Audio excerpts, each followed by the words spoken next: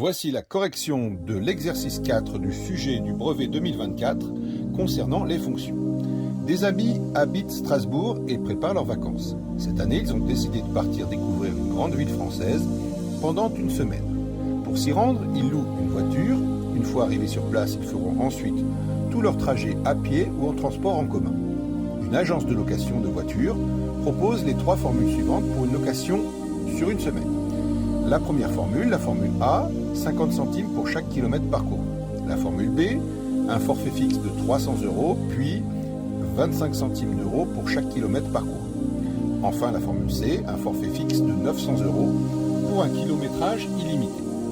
On vous donne un tableau indicatif des distances en kilomètres entre des villes françaises. Alors, il faut d'abord savoir interpréter ce tableau et savoir le lire. Donc, par exemple, si je veux aller de Bordeaux à Strasbourg, eh bien, je prends la première colonne, Bordeaux, je prends la dernière ligne Strasbourg, et à l'intersection des deux, j'ai 907, ce qui signifie qu'entre Bordeaux et Strasbourg, eh bien, vous avez 907 km. Alors, première partie, les amis souhaitent se rendre à Marseille, ils ont un budget de 1 000 € pour le voyage. Quelle distance en kilomètres vont-ils parcourir pour le trajet aller-retour? Donc, on cherche un aller-retour Strasbourg-Marseille. Strasbourg, dernière ligne, Marseille, cette colonne-là.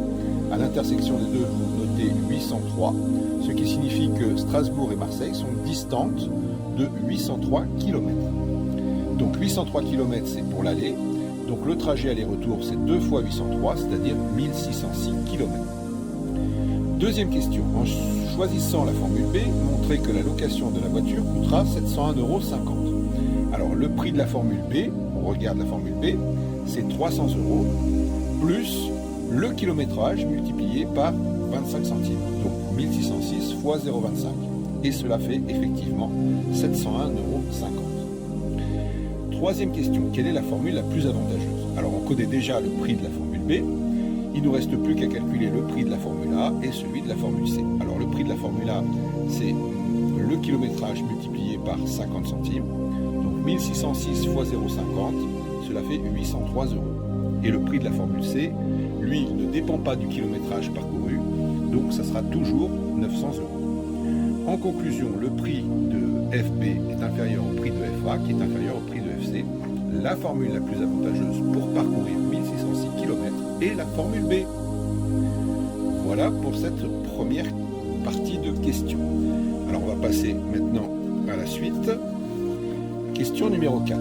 Voici les informations pour le voyage. Information 1, le prix moyen du gazole en 2023 était de 1,87 € par litre. L'information 2, la voiture proposée, type de carburant gazole, consommation 5,6 litres pour 100 km. Et enfin, information numéro 3, coût total pour les péages 115,80 €. Leur budget sera-t-il suffisant?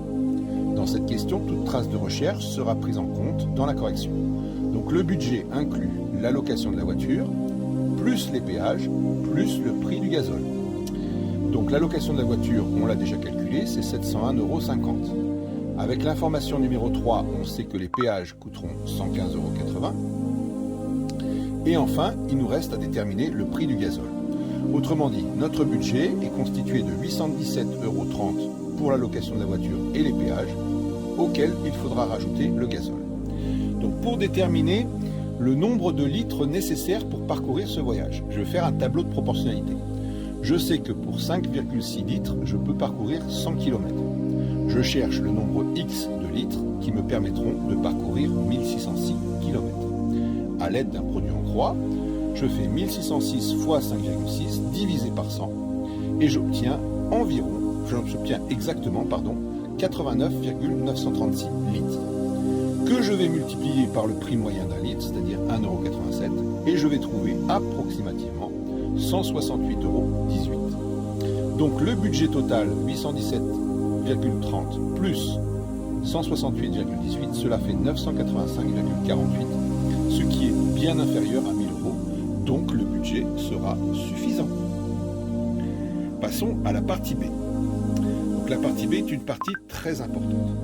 Donc on rappelle les formules, la formule A, la formule B, la formule C, soit X le nombre de kilomètres parcourus, exprimé en fonction de X le prix payé pour chaque formule de location.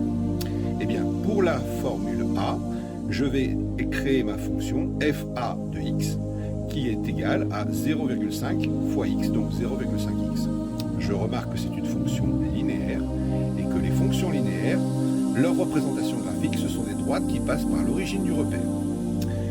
Pour fb de x, eh bien, j'ajoute à 300, j'ajoute 0,25 fois x, donc 300 plus 0,25x, c'est ma formule b. C'est une fonction affine et non linéaire. Dans ce cas-là, on a une droite qui coupe les deux axes du repère. Enfin, pour la formule c, fc de x est égal à 900, c'est une fonction constante. Donc sa représentation graphique sera une droite qui sera parallèle à l'axe des abscisses. Alors je vous montre ça d'un petit peu plus près. Donc je rappelle, pour fa, c'est une fonction linéaire. Sa représentation graphique, c'est une droite qui passe par l'origine du repère. Pour fb, c'est une fonction affine non linéaire. Sa représentation graphique, ce sera une droite qui va couper les axes du repère.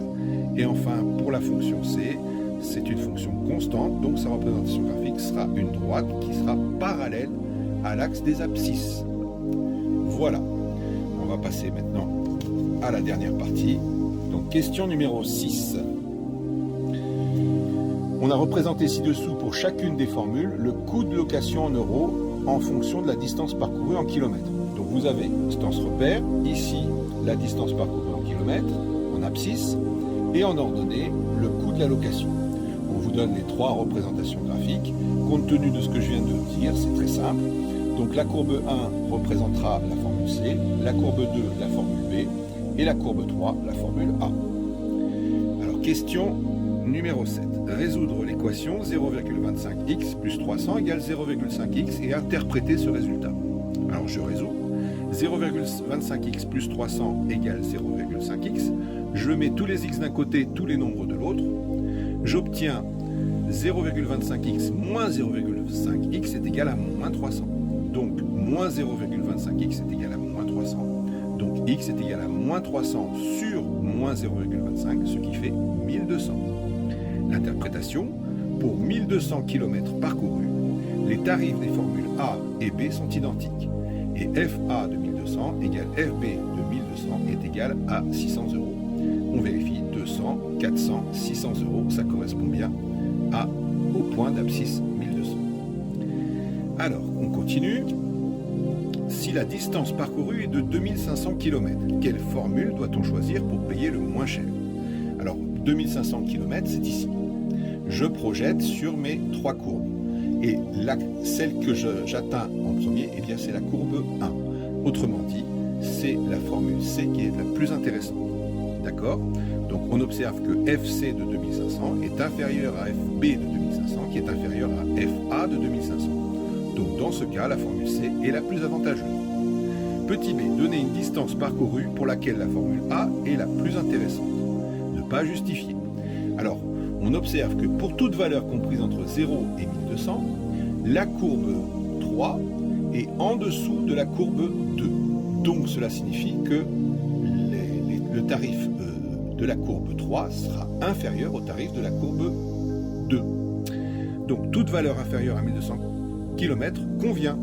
Alors j'ai pris un exemple, par exemple pour 400 km, donc 400 km, vous avez FA de 400 qui est égal à 200 euros, FB de 400 qui est égal à 400 euros, et enfin FC de 400 qui est égal à 900 euros.